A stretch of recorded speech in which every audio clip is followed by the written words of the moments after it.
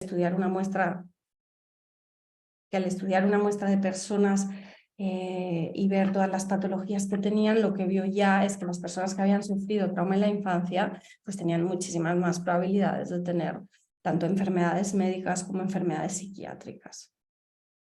Si miramos un poquito la epidemiología a nivel mundial, vemos que en esta revisión del 2009 de Hilbert, pues que el maltrato físico o psicológico se puede localizar hasta un 34% de los niños, con índices de negligencia de hasta el 15,4% y de abuso sexual en mujeres y niñas de hasta el 30% y en niños de 15%.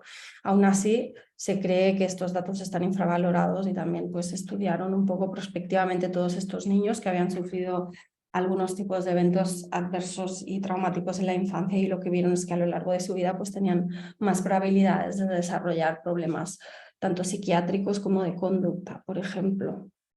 Y después, a nivel de la prevalencia del trauma, pues se hizo también una encuesta a nivel mundial y más del 70% de la población explicaba haber experimentado uno o más traumas vitales importantes, donde se estimaba que la prevalencia a lo largo de la vida del trastorno de estrés postraumático podía llegar al 12%, incluso más alta en algunas poblaciones determinadas. Por ejemplo, poblaciones donde ha habido guerra y cosas así. Y también de alguna manera pues sabemos que hay algunos factores que pueden aumentar el riesgo de desarrollo del trastorno de estrés postraumático y entre ellos pues está el hecho de ser mujer o ser menor de 18 años o mayor de 65, el hecho de haber padecido el mismo trauma varias veces o diferentes tipos de trauma. Y también dentro de tipos de violencia se veía que la violación es la que más riesgo se asocia para después el desarrollo de trastorno de estrés postraumático. Cuando hablamos de trastorno de estrés postraumático complejo, que lo veremos después, la prevalencia se sitúa sobre todo entre un 2 y un 4% de la población mundial. Entonces, bueno, a nivel epidemiológico vemos que es bastante prevalente, entonces yo creo que para poder entender cómo funciona, o sea, qué es lo que nos pasa cuando tenemos un trauma y qué es lo que nos pasa cuando desarrollamos el trastorno de estrés postraumático, es importante primero entender cómo funcionamos de forma natural nuestro sistema nervioso. Entonces, de alguna manera, nuestro sistema nervioso percibe la amenaza a través de los sentidos, ¿vale? Y entonces esos sentidos llegan al tálamo, que es una zona del cerebro que integra la información y envía como dos señales.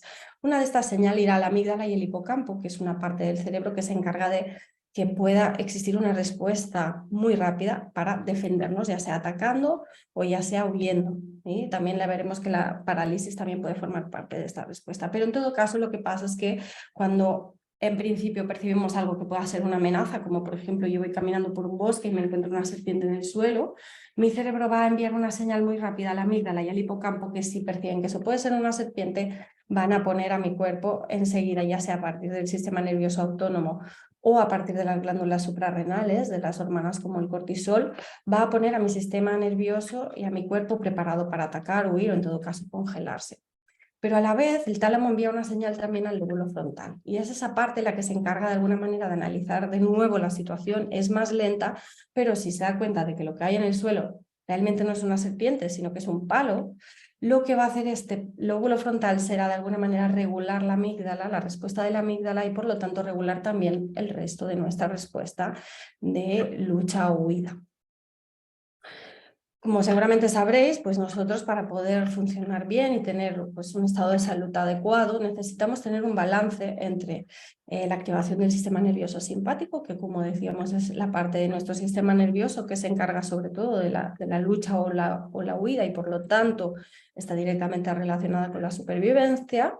Y, por otro lado, un equilibrio con nuestro sistema nervioso parasimpático, que sería la otra parte que nos permite recuperarnos después de un esfuerzo, después de una amenaza. O sea, es la parte que se activa para permitirnos descansar, para permitirnos reproducirnos, para permitirnos hacer la digestión y también para permitirnos curar, ¿no? Para hacer todo lo que sería el proceso de cicatrización, pero también curar a nivel psíquico, como veremos un poquito más adelante.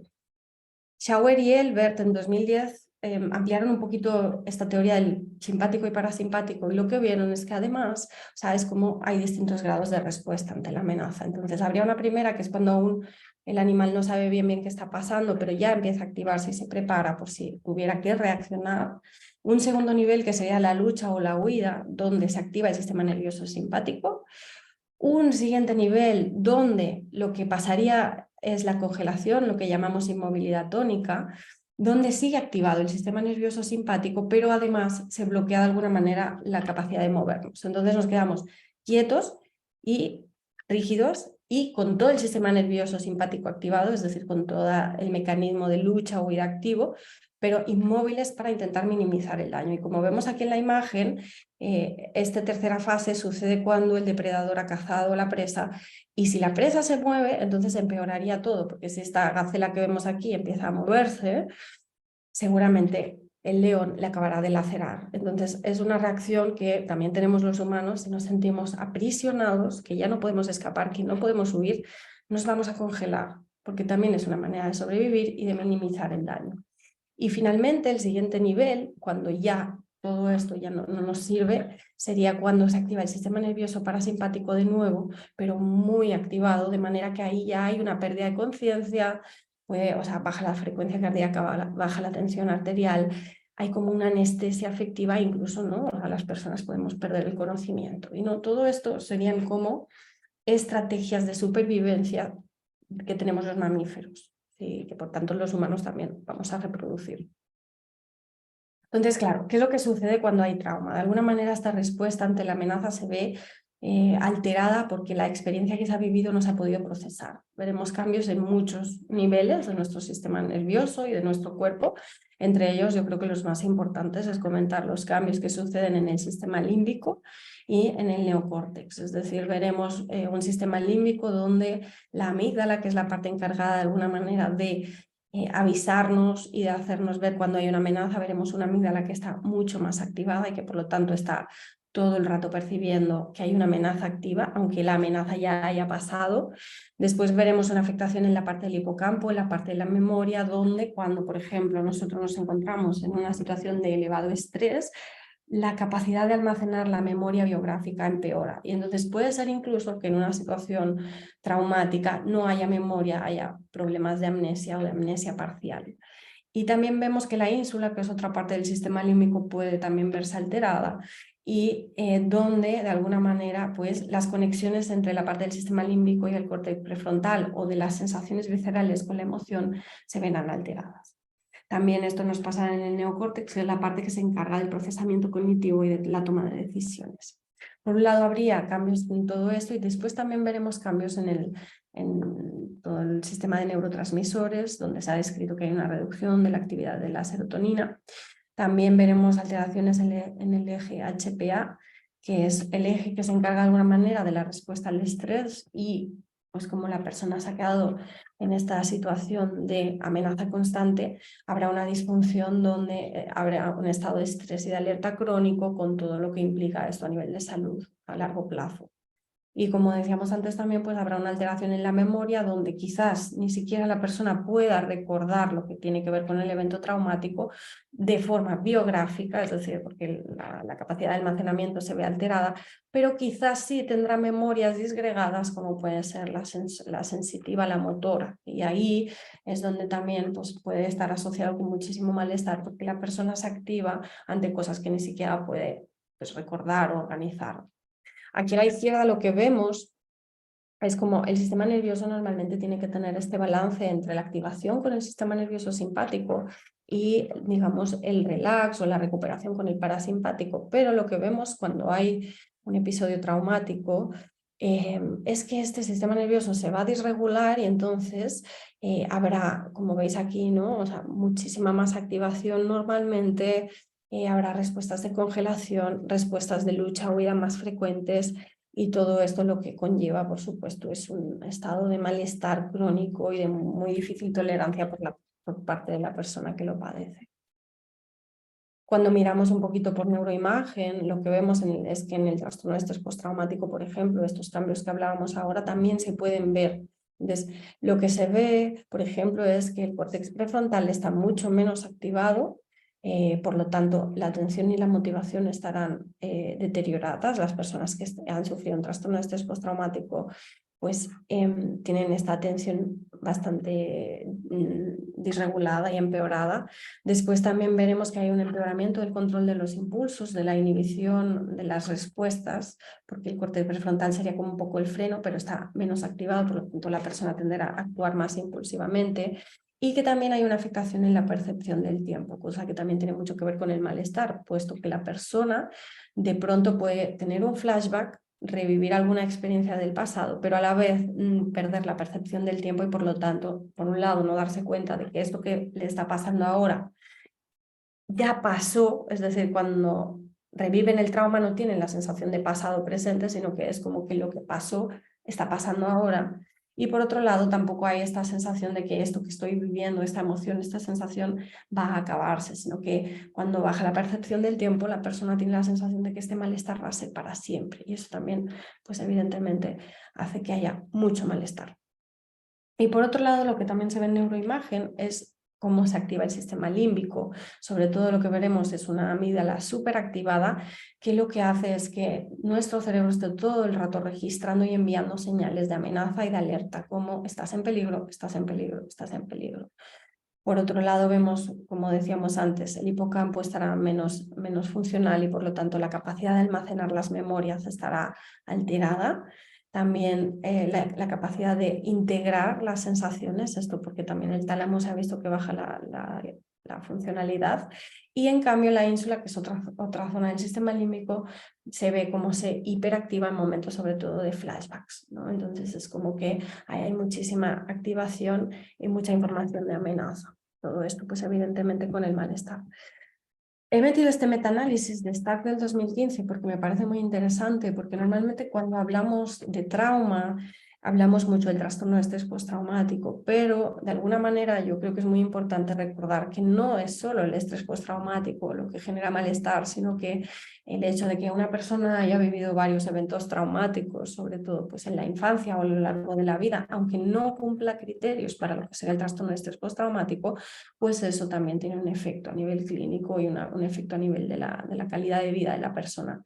Entonces Stark hizo este estudio con neuroimagen donde vio que pacientes que habían sufrido trauma en la infancia, a pesar de no cumplir criterios de trastorno de estrés postraumático, pues las alteraciones que tenían en el cerebro eran bastante parecidas a las personas que tenían el diagnóstico de trastorno de estrés postraumático. O sea que también el trauma, aunque no acabe siendo un diagnóstico como TEPT, también tiene sus consecuencias y también hay que tomarlo en cuenta.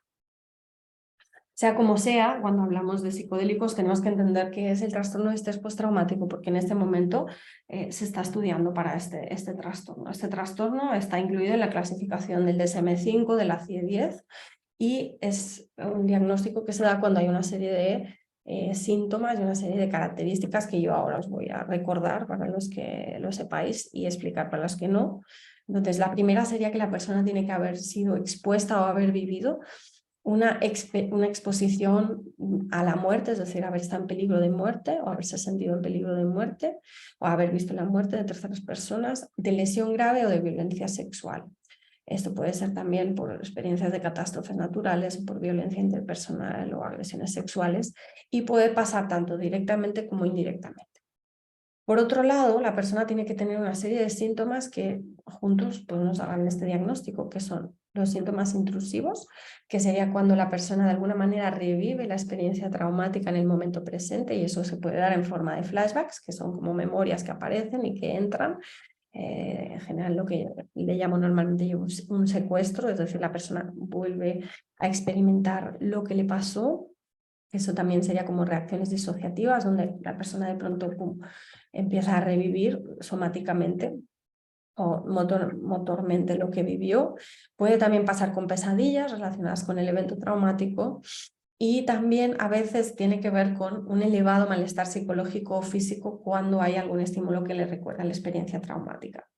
Entonces, claro, una persona que tiene todos estos síntomas de tantísimo malestar y de tantísima activación del sistema nervioso, intentará evitar sentirse así y por lo tanto la persona empieza a hacer también conductas evitativas, tanto de hablar de ello como de pensar en ello, como de sentirlo, y ahí quizás incluso puede desarrollar estrategias desadaptativas, como puede ser, por ejemplo, tomar alcohol para intentar calmar esas sensaciones o tomar benzodiazepinas para intentar calmar estas sensaciones internas.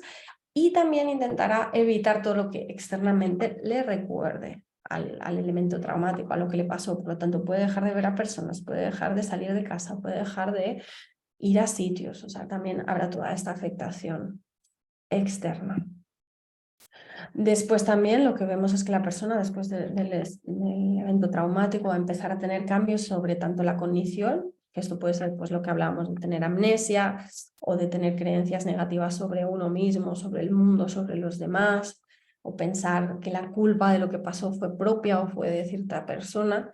Y después también cambios en el estado anímico. Después de lo que pasó, la persona empieza a tener mucho más frecuencia estados de ánimo negativos, emociones intensas como terror, miedo, ira, vergüenza, culpa, empiezan a aparecer y empiezan a estar muchísimo más presentes en la vida de la persona. Y eso también puede provocar que la persona se vaya alejando de las cosas y las personas que antes la hacían sentir bien. Entonces también ahí puede haber una sensación de desapego frente a los demás, de distancia, que hace que la persona de alguna manera empiece a estar como aletargada, como que le cueste mucho conectarse con los otros, y todo esto también pues evidentemente empeora mucho la calidad de vida. Y finalmente, otro del conjunto de síntomas que presentarán las personas con trastorno de estrés postraumático son alteraciones en el estado de alerta y la reactividad.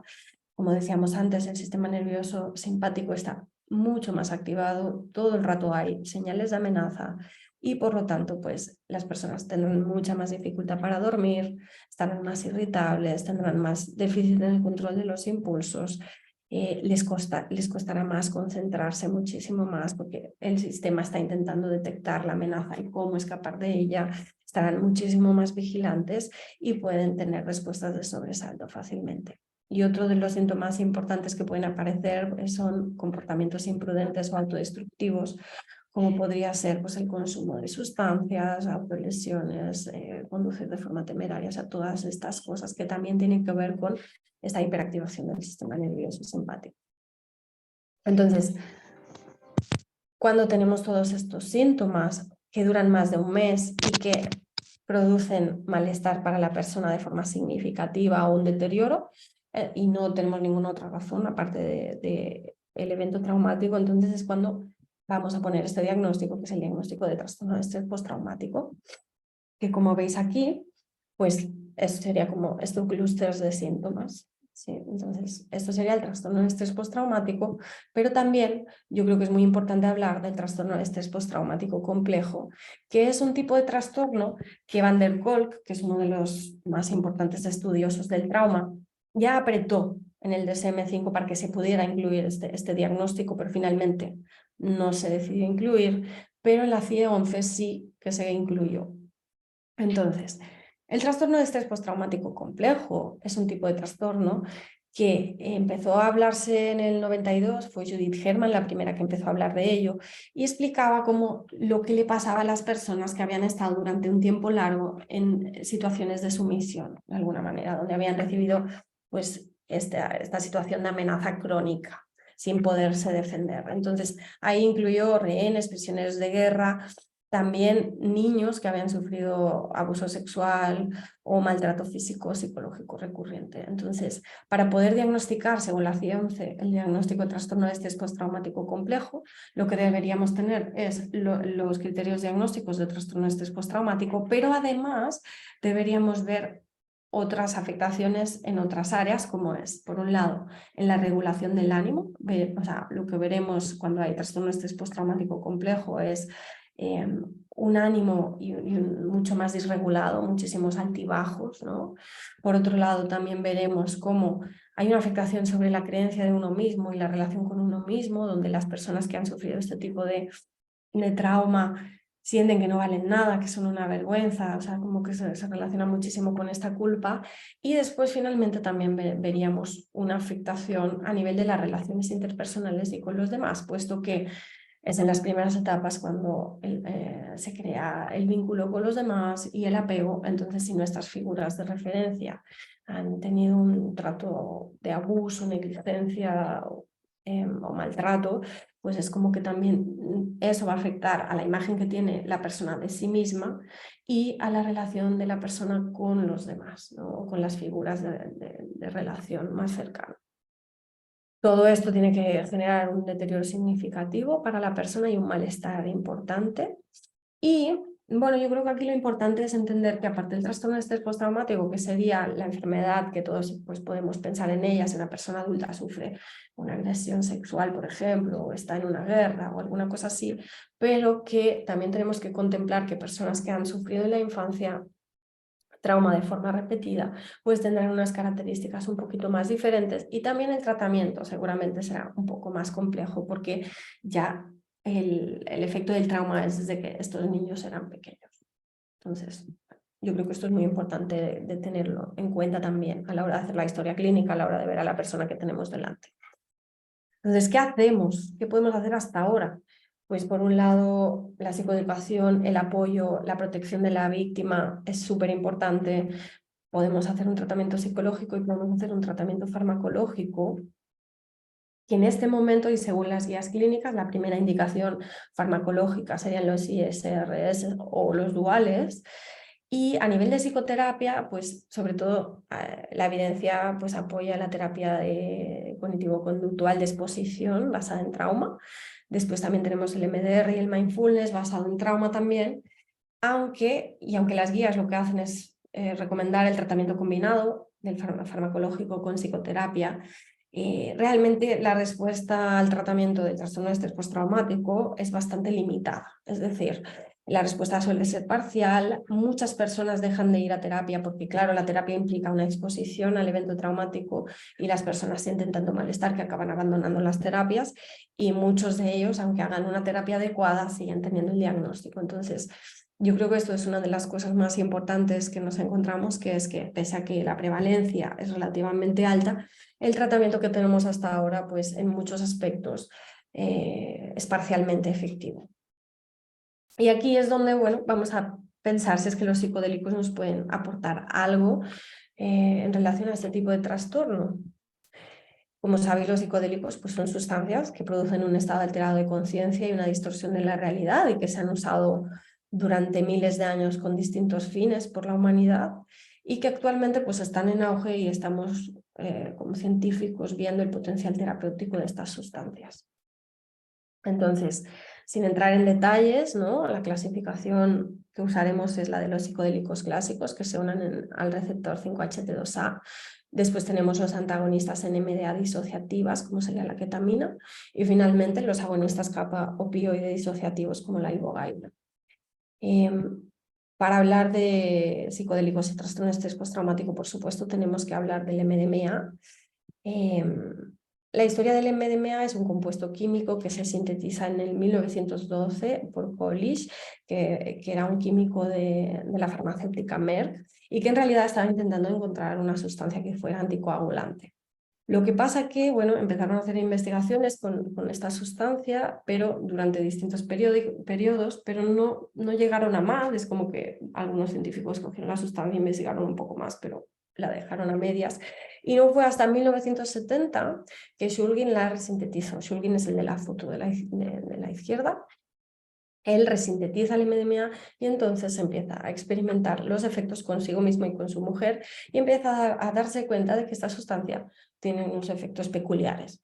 Entonces ahí parece que habló con alguno de sus compañeros, entre ellos Leo Zeff, que era terapeuta, y ahí se empezó a investigar el potencial terapéutico del MDMA en terapia y en distintos tipos de personas y de patologías. Lo que pasó con eso es que a pesar de que muchos terapeutas empezaron a utilizar el MDMA porque creían que realmente potenciaba la terapia y facilitaba algunos procesos, también el MDMA empezó a expandirse, empezó a usarse de forma recreativa y eso pues ya previamente habían empezado a prohibir algunas sustancias psicodélicas y en el 1985 también se prohibió el uso del MDMA y se puso en la clasificación 1 como que no tenía ningún tipo de uso médico. Fue en el 1986 que Rick Doblin crea MAPS, que es una organización sin ánimo de lucro que lo que pretende es que se pueda probar el uso adecuado de ciertas sustancias psicodélicas. Entonces, desde ahí retomó de forma organizada la investigación con MDMA para intentar que en un futuro pudiera ser aprobado. Empezó haciendo estudios de toxicidad, después de seguridad, después hay que mencionar, yo creo, un estudio que se hizo en el 2000 por Bous en España, que es el primer estudio realmente que se hizo con MDMA para tratar el trastorno de estrés postraumático, pero por razones políticas pues se acabó suspendiendo. Y después, ¿no? MAPS siguieron estudiando, llegaron a hacer el fase 2 y finalmente el fase 3 hasta el día de hoy. El MDMA se denomina como 3,4-metil-endioximetanfetamina y pertenece al grupo de las fentilaminas, es decir, que es similar la estructura a la mescalina, por ejemplo. Se considera un empatógeno o entaktógeno, que son tipos de sustancias que producen empatía, sensación de unidad y apertura emocional, y que su funcionamiento es a base de aumentar la cantidad de monoaminas en el espacio sináptico, sobre todo la serotonina, pero también otras como la dopamina y la norepinefrina, y también aumenta la oxitocina, que es un neuropéptido con efecto prosocial, además de que inactiva la amígdala, que como hemos visto antes, pues es como la parte del cerebro encargada de avisarnos cuando hay una amenaza y de activar una respuesta. Entonces, yo creo que hay que hablar, y es muy importante no olvidarnos de que, aunque hablemos de MDMA, estamos hablando de terapia asistida con MDMA. Y eso MAPS yo creo que lo ha hecho súper bien, en el sentido de que tiene toda una estructura terapéutica para acompañar el proceso con MDMA. Eso también es parte del tratamiento. Este tipo de terapia se ha ido creando a partir de trabajos de Stan Grof, Christina Grof, Leo Zeff y otros, que en su momento también fueron terapeutas con este tipo de sustancias y después han sido terapeutas en estados alterados de conciencia, y tiene como varios pilares, entre los cuales, ¿no? O sea, no es solo el efecto farmacológico del MDMA lo que va a ayudar a sanar a la persona, sino que también tiene que ver con el apoyo que puedan hacer los terapeutas, es decir, el terapeuta es importante, el cómo acompaña al terapeuta es importante, el setting, el lugar donde se administra, cómo se administra es importante, y también se basa mucho en la idea de que la persona, de que las personas tenemos la capacidad de sanar de forma innata si tenemos las condiciones adecuadas. Entonces, a través de estos 4 pilares es lo que genera, digamos, el efecto curativo de la terapia con MDMA.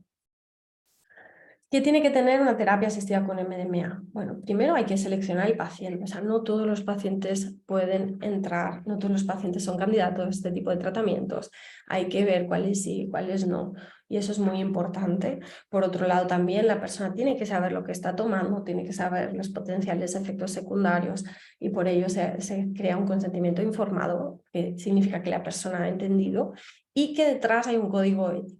¿Vale? El código ético para los terapeutas es muy importante porque el MDMA genera algunas sensaciones que pueden provocar problemas si el terapeuta no tiene este código ético y una conducta adecuada durante las sesiones de terapia.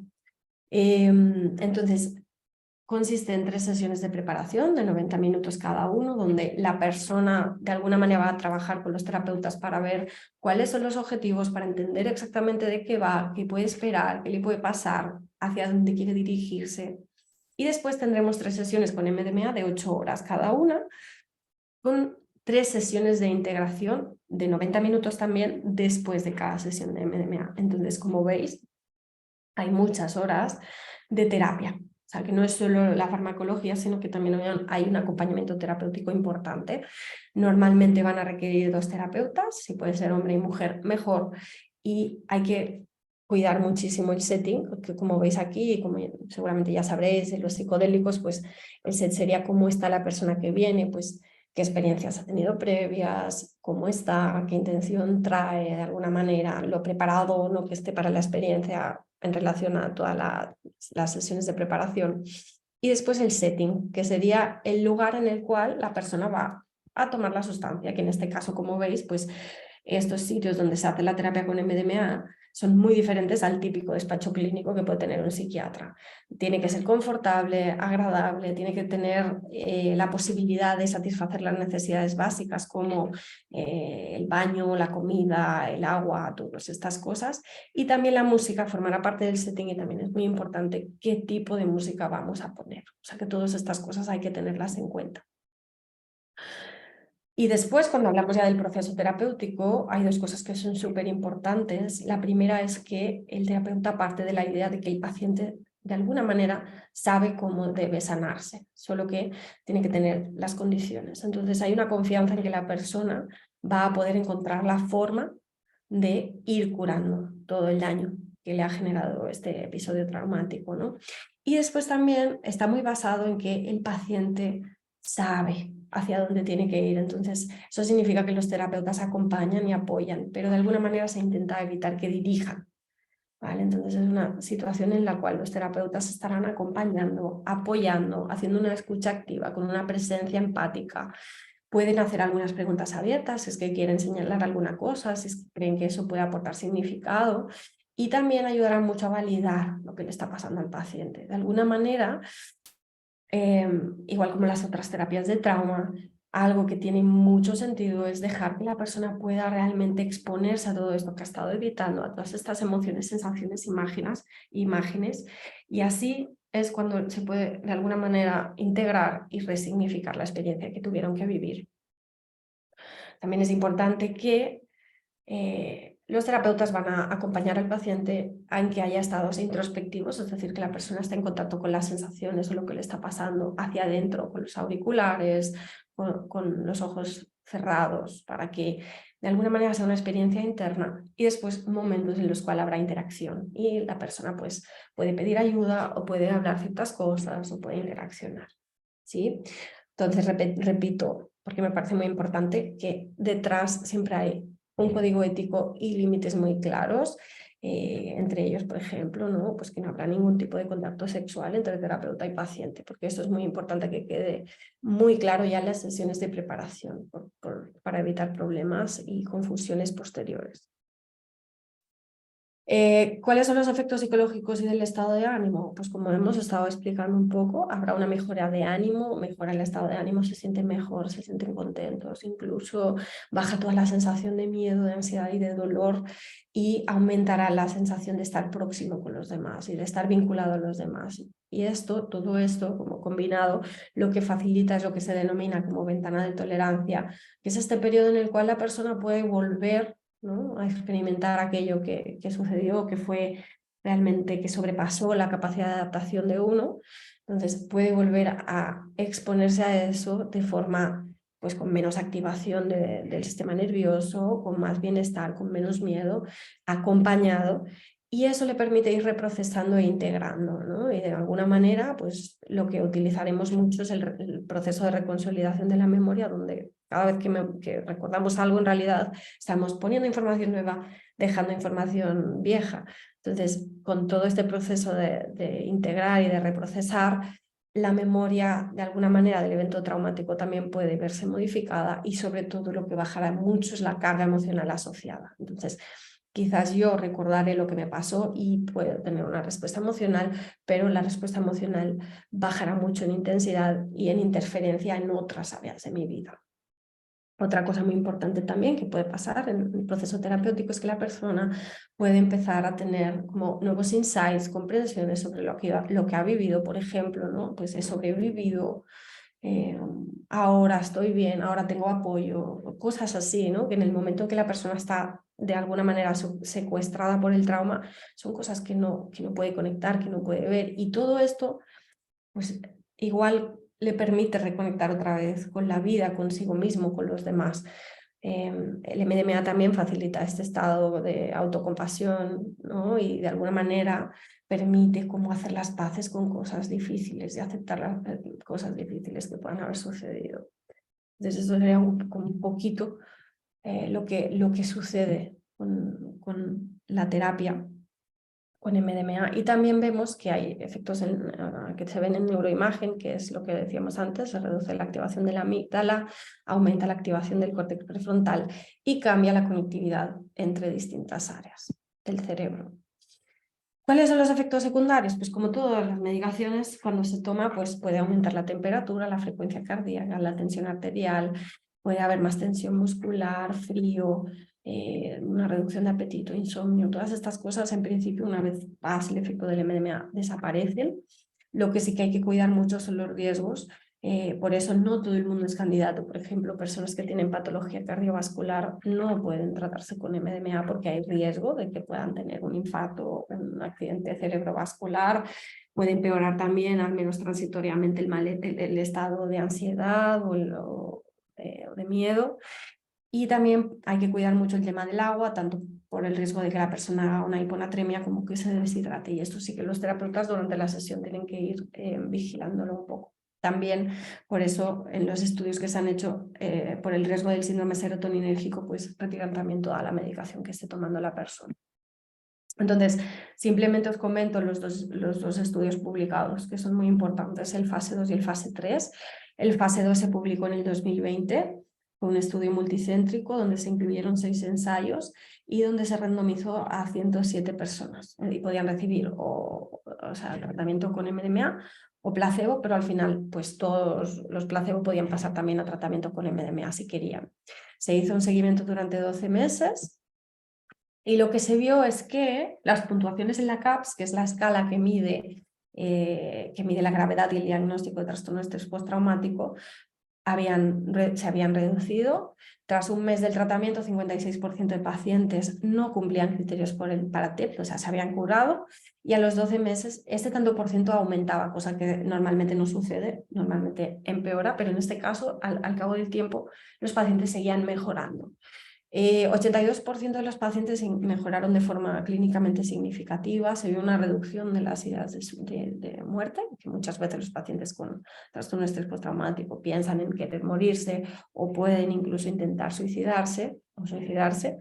Y también se vio que había cambios en otras dimensiones que, aunque no se estudian con tanta frecuencia, también me parece que son muy importantes, como puede ser que los pacientes parecían dormir mejor, tenían menos clínica depresiva, había reducido las puntuaciones en neuroticismo, estaban más abiertos a la experiencia y lo que se denomina el crecimiento postraumático, que sería como que la relación consigo mismo y con los demás parece que mejoraba también después del tratamiento con MDMA y terapia asistida.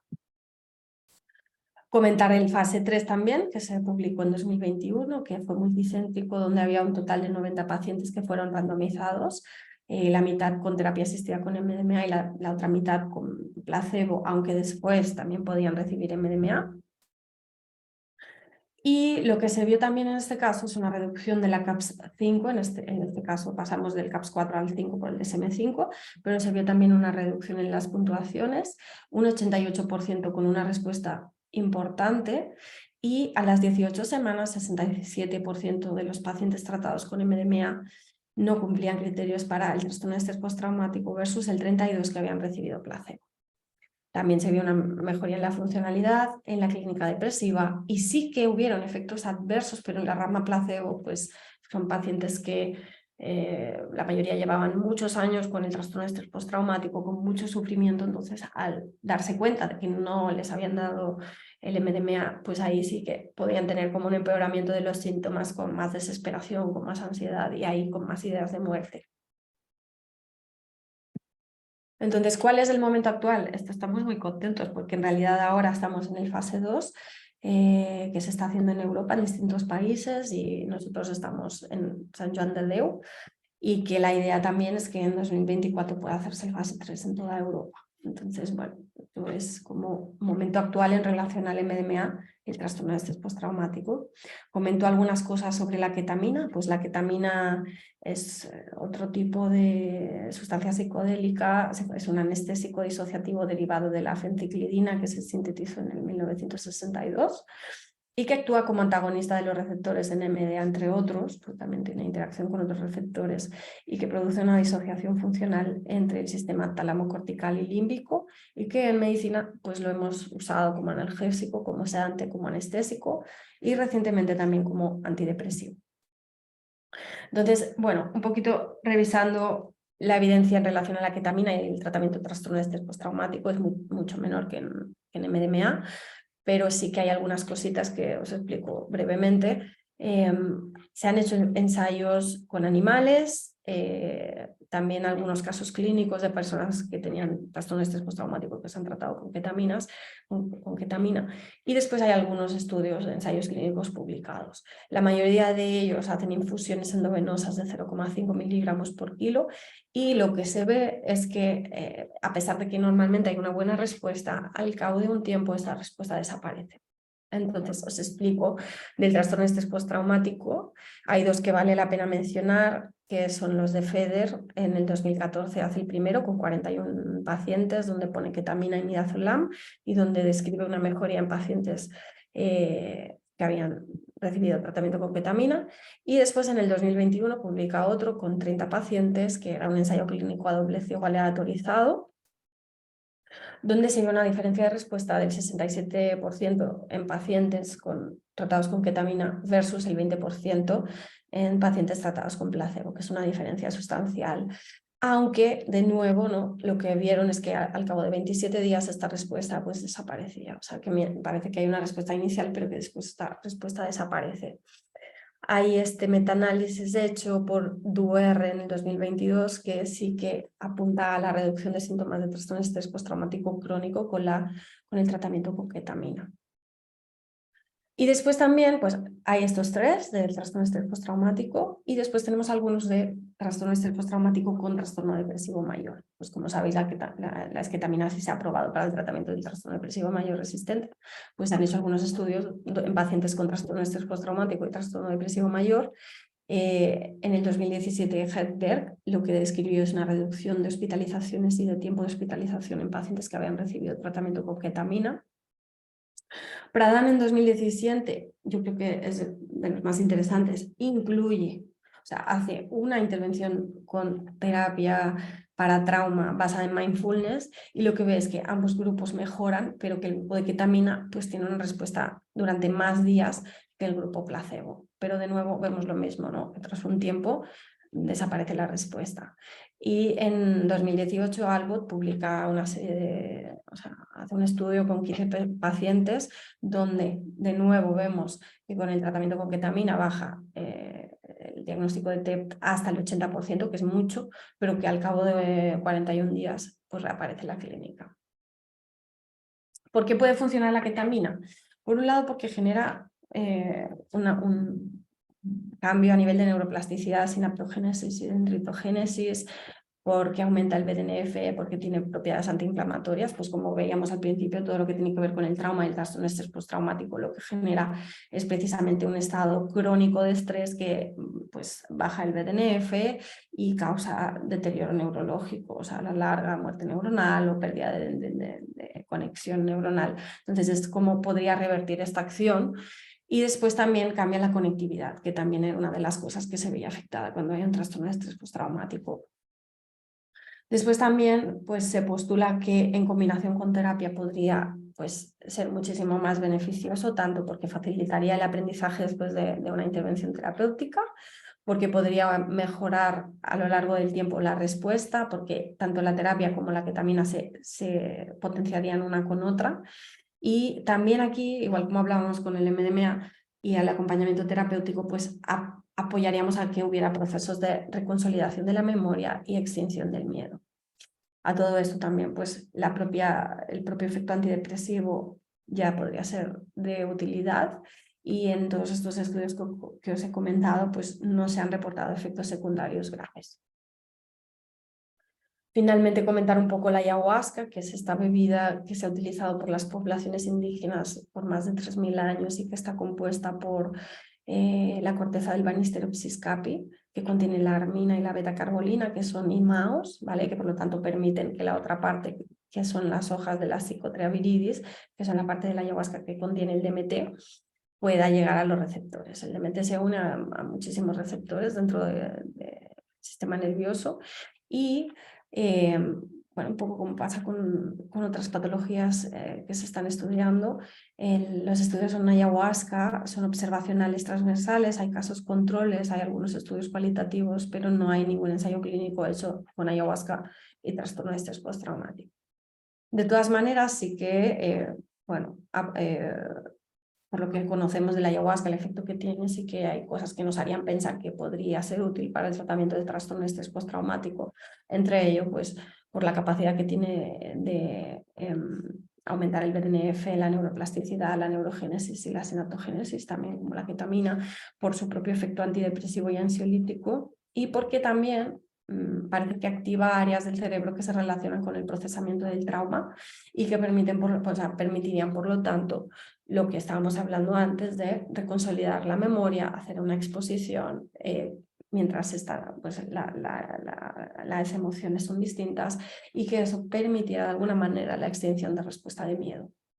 También se ha descrito que la ayahuasca pues, es un potencial reequilibrador del eje HPA y del sistema serotoninérgico, que también se ven afectados en trastorno de estrés postraumático, y además, entre otros aspectos, pues aumenta la aceptación, la conexión, la empatía, puede producir nuevos insights, incluso en algunas personas experiencias místicas que se han reportado en otras patologías como su efecto beneficioso. No sabemos exactamente en el trastorno de estrés postraumático cómo puede incidir, pero podría apuntar a un efecto beneficioso. Y sí que aquí os pongo pues, este testimonio de John Pesquina, que explica, ¿no?, como el aspecto más importante de trabajar con la ayahuasca es liberar el trauma. La belleza de la experiencia de la medicina es que cuando el ambiente es seguro y contenedor, especialmente bajo la guía de un curandero, es psicológicamente transformador. Yo tuve una experiencia muy poderosa cuando tuve que recordar una memoria traumática de forma repetida hasta que ya no quedara energía negativa retenida. Esto me permitió ver la misma memoria sin la reacción negativa que tenía previamente, ¿no? Entonces, lo que explica él al final de este testimonio es precisamente lo que sucede cuando hacemos terapia de trauma, o cuando hagamos terapia con MDMA, es que la persona de alguna manera se expone a la situación traumática en unas condiciones distintas, ¿no?, de forma interna, y eso permite que la carga emocional que la persona experimentaba cuando recordaba, o esta carga emocional, pueda disminuirse y pueda integrarse en la memoria de alguna manera. Entonces, por eso también se piensa que la ayahuasca sería potencialmente beneficiosa.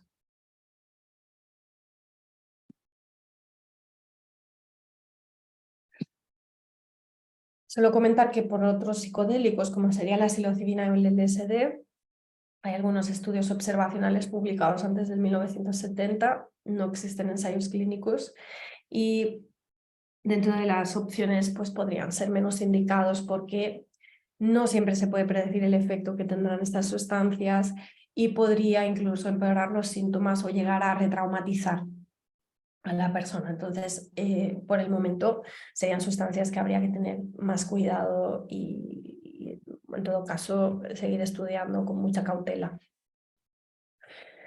Ya para finalizar, pues de alguna manera decir que la terapia asistida con MDMA probablemente será aprobada durante los siguientes años en Europa y en Estados Unidos. De hecho, pues como decíamos, estamos ahora en los ensayos clínicos viendo para que se pueda aprobar en Europa, ¿no?, los ensayos fase 2 y fase 3, que desde Australia ya lo han aprobado como tratamiento para el trastorno de estrés postraumático, y que por otro lado, pues la ketamina y la ayahuasca pueden o podrían ser de cara al futuro potencialmente beneficiosos para el tratamiento del trastorno de estrés postraumático, pero sin duda en este sentido aún hace falta muchísima investigación y sobre todo también cautela, porque el trastorno de estrés postraumático es un tipo de trastorno grave que genera mucho sufrimiento y que por lo tanto pues también hay que estar seguros, ¿no?, de qué es lo que estamos haciendo y cómo lo estamos haciendo. Por eso también creo que el papel de MAPS y de la terapia asistida con MDMA,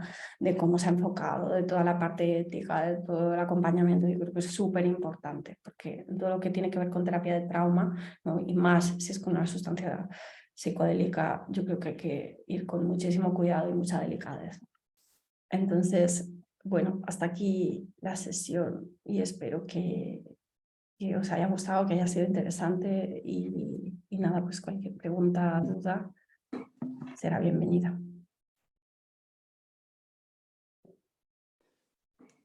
Muchas gracias, Joana, por la revisión, que ha sido súper profunda. A mí me ha gustado incluso toda la revisión del trauma, que la verdad es que a veces se nos olvida como el correlato biológico, ¿no? Y ha sido muy interesante como para poderlo conectar con la sintomatología.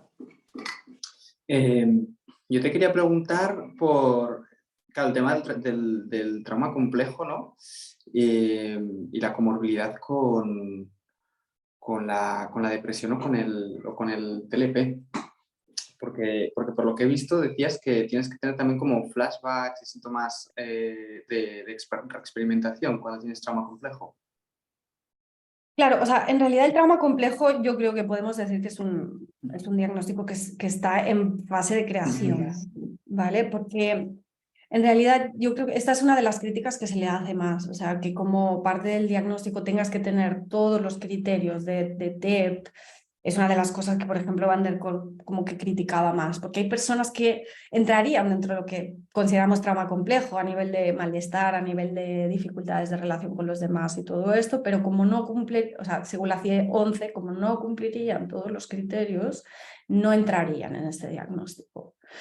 Y yo creo que, bueno, que en este sentido, o sea, fíjate si está en creación que ni en el DSM-5 existe, ¿sabes? Entonces, por eso yo he creído tan importante hablar no solo del diagnóstico, sino de qué es el trauma y de cómo afecta, porque a veces si no nos podemos quedar centrados solo en trastorno de estrés postraumático y estarnos, o TEP complejo, según la CIE 11, pero estarnos perdiendo a personas que les pasa exactamente lo mismo, pero que igual hay uno de los criterios que no lo han cumplido.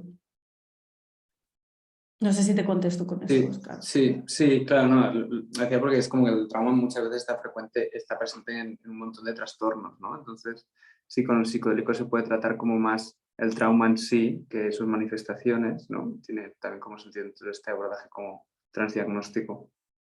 Claro, yo creo que esto es súper importante porque después a nivel de, claro, trauma complejo, que es? Pues de alguna manera es un niño que ha recibido una serie de inputs de un entorno que es amenazante, donde no puede confiar y claro, todo esto afecta al sistema nervioso, al apego. Entonces, claro, por ahí puede salir lo que diríamos, esto es un trauma complejo, esto es un TLP, esto es un TDAH, esto es un trastorno por consumo de sustancias, o sea, yo creo que aún nos falta mucho conocimiento en este sentido.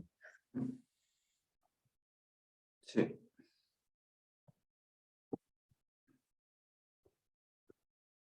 No sé si alguien más tiene alguna pregunta. Nos queda poquito tiempo, pero como ha sido muy interesante, yo creo que podemos prolongarnos un poco si queréis.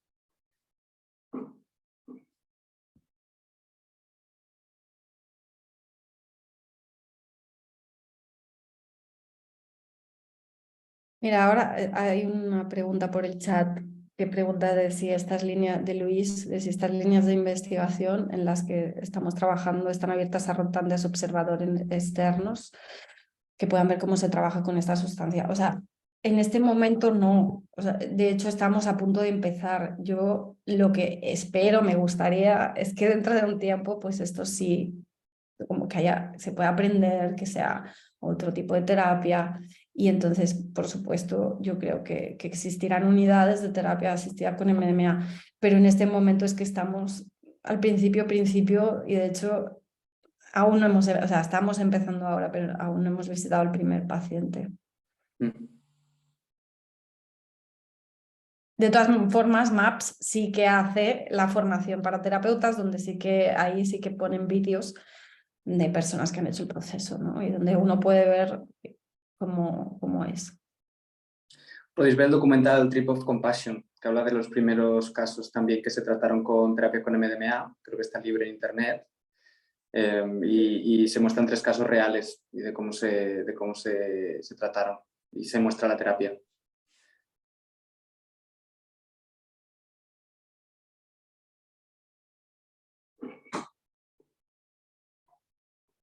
Pues muy bien, pues muchísimas gracias. Nos has explicado todo, entonces no han quedado dudas. Muchas gracias a todos por conectaros. Hemos batido récord, yo creo, de conexiones. Pues cerramos aquí, ¿no, Oscar? Sí, os cierro, que vaya muy bien. Muchas Venga, gracias a todos. gracias a todos. Adiós. Adiós.